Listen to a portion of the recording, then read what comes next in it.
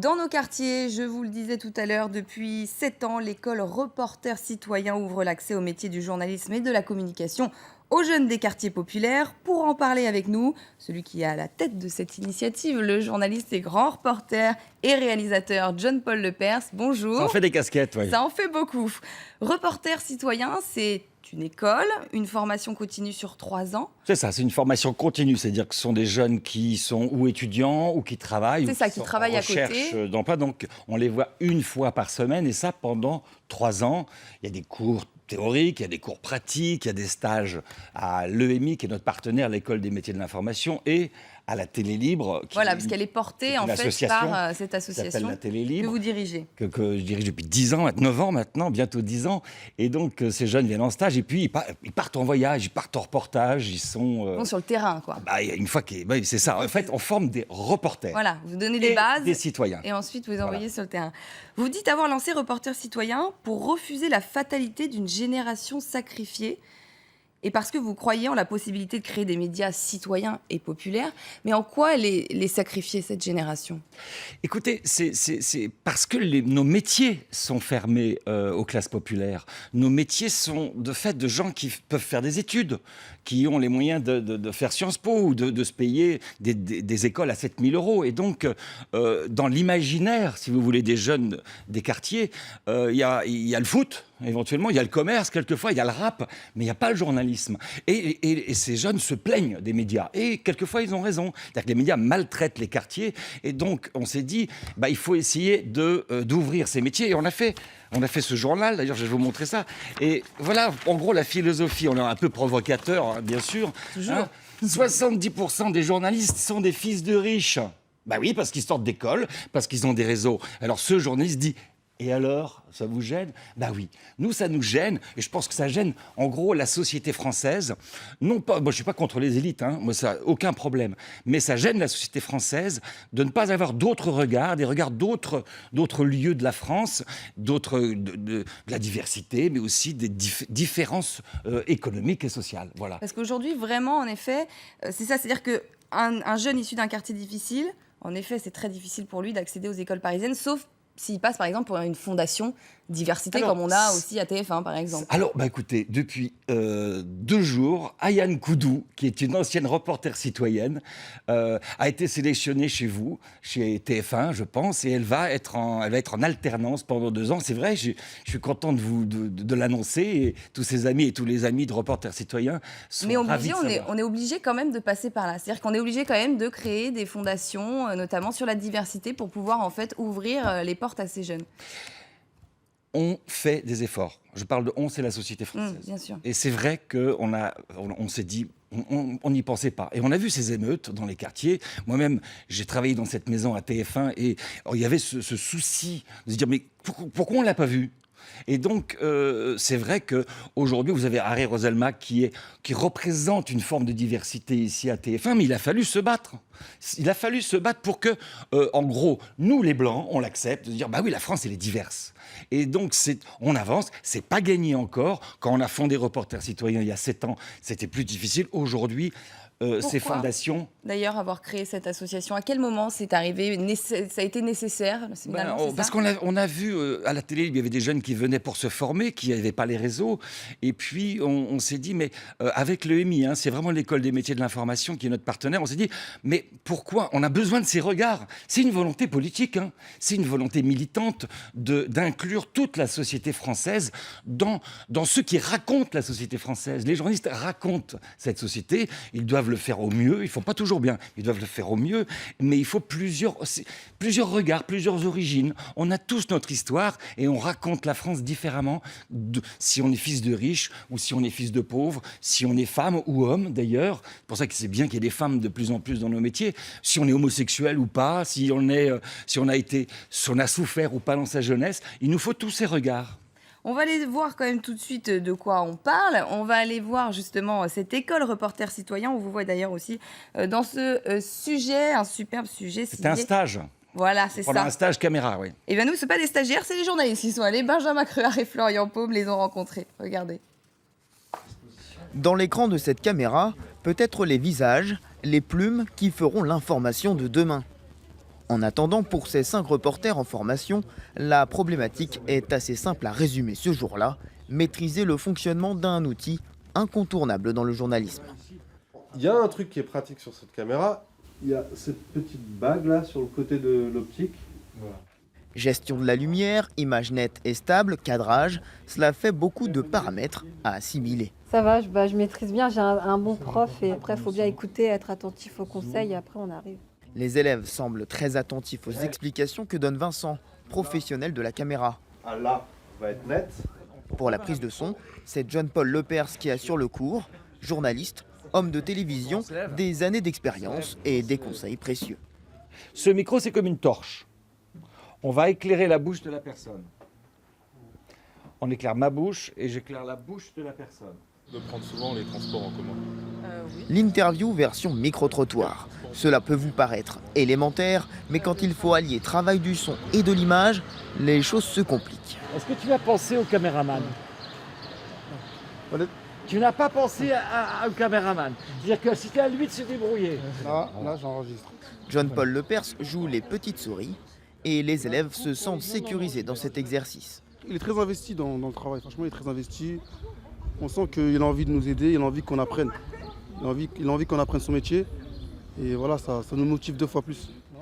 Mais ils vont maintenant devoir montrer qu'ils peuvent se débrouiller sans leur mentor. Le cadre est imposé.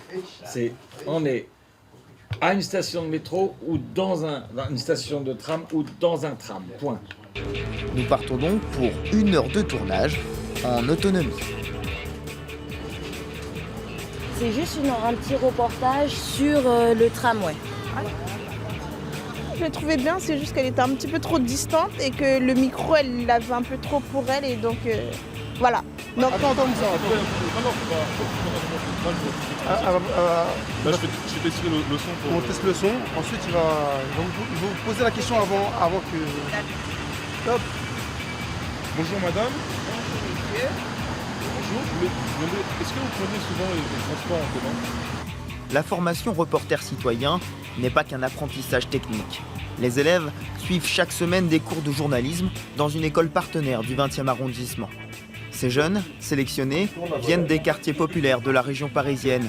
Et plus que leur CV, c'est leur motivation qui a été le principal critère de recrutement. Dans cette 3e promotion, ils sont 35 et ont pour la plupart une activité à côté. Ney est étudiante en histoire, elle a une vision très claire de son avenir. Je me verrais bien tenter des concours et peut-être intégrer un master en journalisme et pourquoi pas intégrer une chaîne ou un média pour réaliser mon rêve et devenir journaliste. Moussa, lui, a créé son site web sur l'actualité économique africaine. Il est venu se former pour enrichir ses contenus. Le but, c'est de pouvoir vivre de mon média, en tout cas. Aussi, l'avantage de cette formation-là, c'est que, justement, on peut continuer à travailler ou à faire ses études à côté. Donc là, on va dire à ce niveau-là, il y a moins de risques et disons qu'on n'a rien à perdre. Les reporters sont de retour au siège de la télé libre. C'est le moment de regarder le travail réalisé et de corriger quelques défauts. Pouvez-vous me dire combien de temps vous restez dans le tramway par jour 10 minutes environ. On entend beaucoup ce qui est autour de vous, mais on n'entend presque pas ce que la personne te dit. Non. C'est trop parasité par ce qui est autour. Ils ont grandi dans des environnements qui sont très différents des environnements des journalistes traditionnels. Et du coup, ça leur donne un autre regard et une autre spontanéité avec les personnes qui vont aller interviewer. Alors, c'est parfois plein de maladresse et parfois plein d'imperfections, mais c'est toujours très authentique. Enfin, il y a vraiment un côté frais. À peine corrigés, les voilà repartis sur le terrain. Il leur reste 2 ans de formation pour s'améliorer. Tous ne feront pas du journalisme leur métier, mais ils seront devenus, quoi qu'il arrive, des reporters citoyens. Oui, c'est ça. Ils en veulent, ces jeunes, hein, quand même. Oui, Est-ce oui. qu'ils en veulent justement plus que les autres ? C'est ce qu'ils disaient, qu'ils ont un regard peut-être différent par de là où ils viennent aussi. Mais nous, on les sélectionne sur leur motivation. On ne les sélectionne pas du tout sur leur niveau de scolarité, ni on leur fait pas passer. S'il y a un test d'actualité, Oui. il faut vraiment qu'ils s'intéressent un petit peu à Oui. l'actualité. Mais c'est d'abord, est-ce que tu veux non pas forcément effectivement devenir journaliste, mais travailler dans une association, et toute association a besoin d'un site internet, a besoin de vidéos, mais aujourd'hui toute entreprise aussi Bien a son sûr. site internet, et si lui il peut apporter en plus le savoir-faire faire une interview du patron et la mettre en ligne, ça peut être dans une mairie aussi, il y a de la communication, donc on est dans des... Non, on a vraiment là une promotion formidable cette année, ils en veulent, ils veulent effectivement aussi devenir des citoyens. Il y a Reporters citoyens, mais un citoyen, la promesse, c'est vous allez savoir comment vous exprimer face à une personne importante. Vous allez pouvoir téléphoner à un député en disant « Bonjour, je suis reporter citoyen » ou à votre maire ou à un patron. Vous allez pouvoir les rencontrer. Il y a une espèce de fierté.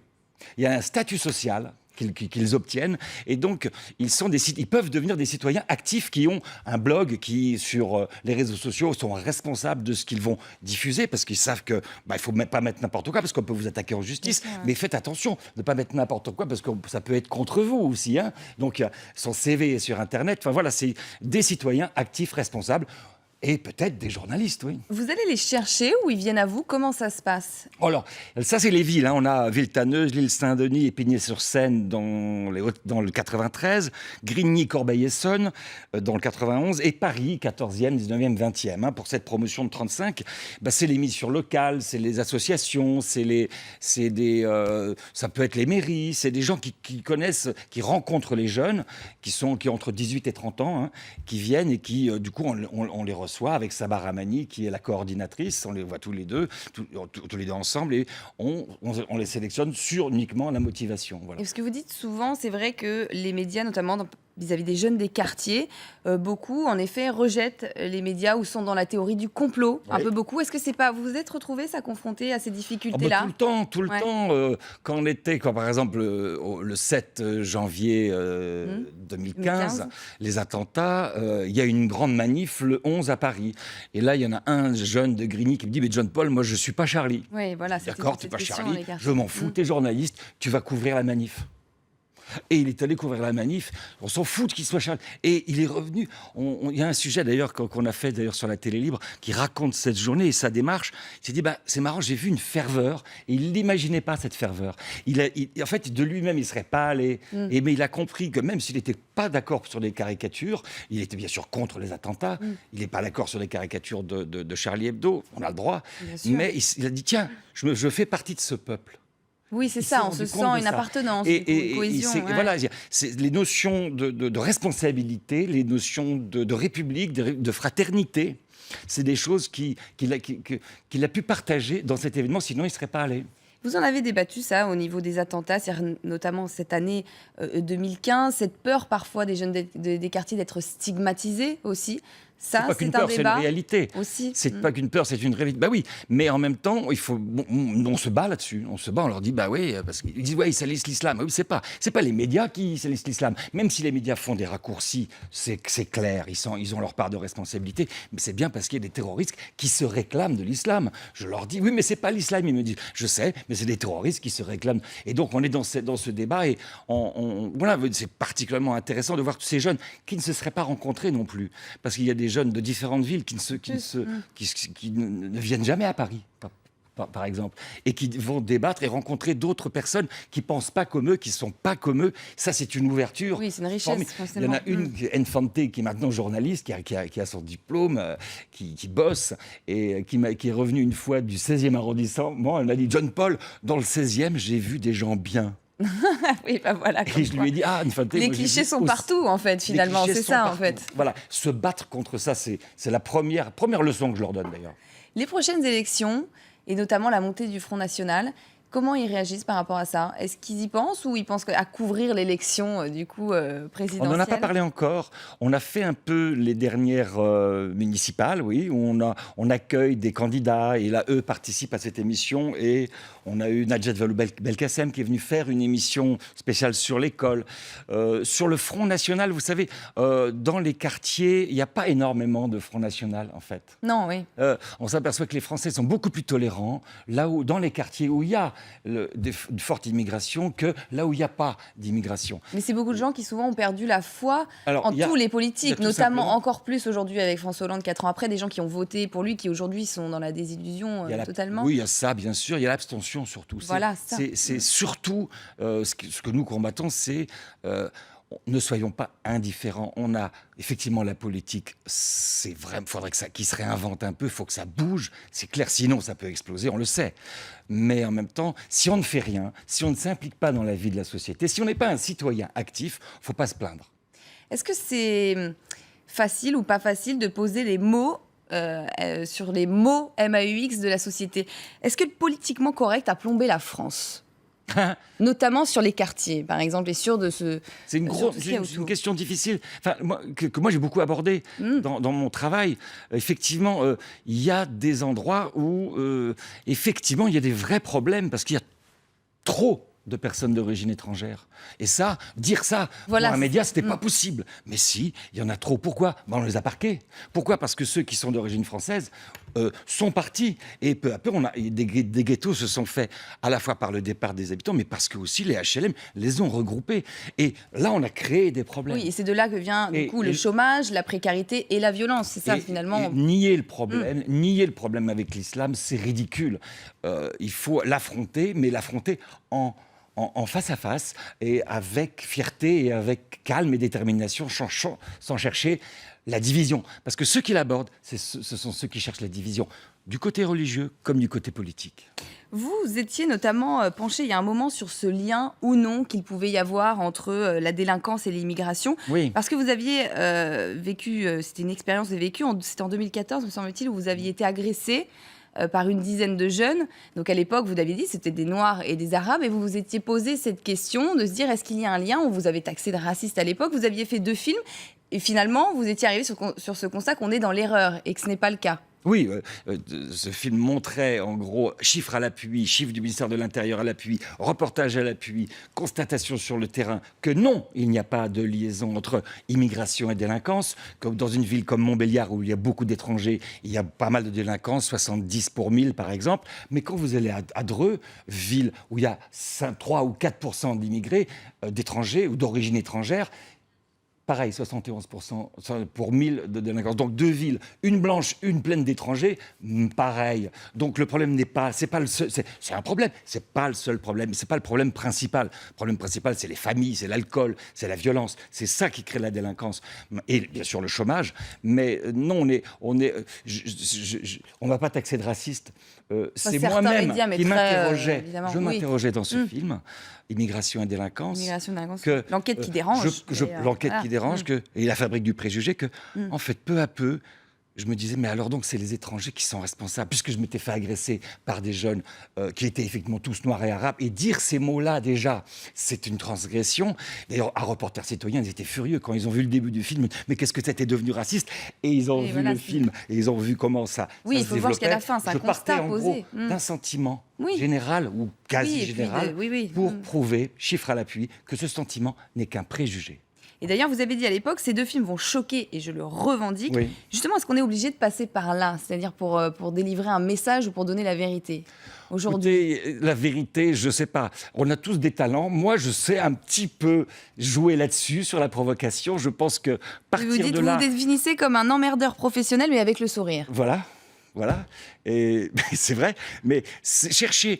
Non, c'est mettre les pieds dans le plat, c'est nécessaire. Pourquoi? Pas parce que je ne veux pas prêcher les convaincus. Moi, je veux aller, comme en tant que journaliste, je veux dire aux gens, vous pensez qu'aujourd'hui, les étrangers sont notre problème? Ben moi, peut-être bien. Ah ben, ils pensent comme moi, le journaliste. Et je montre, et je démontre, chiffre à l'appui, encore une fois, que c'est faux. C'est pas eux notre problème. Voire même, c'est une partie de notre solution. C'est un sujet aujourd'hui, alors il y a la délinquance, l'immigration, mais surtout la religion, c'est quand même un sujet qui est extrêmement glissant, très sensible. Alors ça l'était déjà avant, puisque pareil, quand en 2010, vous étiez aussi agressé, mais alors par un prêtre, me semble-t-il, ou un abbé. Oui. Donc vous, là, pour le coup, on n'est pas dans l'islam, et les catholiques qui vous tapent dessus catholiques aussi. intégristes, oui. Vous travailliez à l'époque, c'était l'émission Parlons de l'islam, d'ailleurs, c'était ça sur France 4. C'était un documentaire qui s'appelait Qui a peur de l'islam, et j'avais mis sur mon camping-car Parlons de l'islam pour pas être trop provocateur dans la rue. Mais quand je vais devant Saint-Nicolas du Chardonnay à Paris, qui est une église peuplée, occupée par les intégristes catholiques, là le curé sort en soutane et il commence à nous taper dessus, quoi. Et donc, cette image était assez drôle, parce que bon, on a appelé la police, ils nous ont agressés, mais ce qui était drôle de montrer que partout, il y avait des fanatiques. Oui, dans toutes les religions peuvent aller vers la violence, veulent vouloir faire de la politique et décider de comment faire les lois de notre pays. Et ça, je le dis dans ce film, aux musulmans qui veulent ça, comme aux chrétiens qui veulent ça, pas question. On a des valeurs communes en France, en liberté, égalité, fraternité et la laïcité. Purée, ça, on y tient, on a envie de le garder. Vous vous intéressez à Nuit debout, j'ai vu. Qu'est-ce que vous en pensez de ce... C'est pas un peu utopique quand même? Mais oui, alors. Mais bien sûr, la télé libre, c'est une utopie. Ça marche sans argent. Les gens, ils viennent bénévolement et on discute, on s'invente un petit média. Et alors, quel est le problème? Oui, il y a des jeunes qui ont envie, des moins jeunes, qui ont envie de discuter, qui disent « j'en ai marre de la politique, j'ai envie de monter un réseau, j'ai envie de discuter, j'ai envie de réinventer une forme de dialogue, de démocratie directe, j'ai pas envie de chef ». Bon, après, c'est vrai qu'au bout d'un moment, ça s'essouffle, mais... Tous les gens qui ont participé, ou la plupart des gens qui sont allés là-bas sur place, que ce soit à Paris mais ailleurs dans les autres Nuits debout, ils ont pris des petites graines, et des petites graines de démocratie, des petites graines de générosité, des petites graines d'ouverture aux autres. Et bien c'est en eux. Et ça pousse. La lutte, ça marche pas toujours tout de suite. La lutte, ça nourrit les gens qui la font et ça peut fleurir à l'intérieur. Eh bien, c'est une belle phrase. On va finir par ça. Merci, John-Paul Lepère, journaliste. Et on rappelle l'école Reporter Citoyen qui ouvre l'accès au métier du journalisme et de la communication à ces jeunes des quartiers populaires. Une très belle initiative. Merci beaucoup. Bonne journée à tous sur LCI.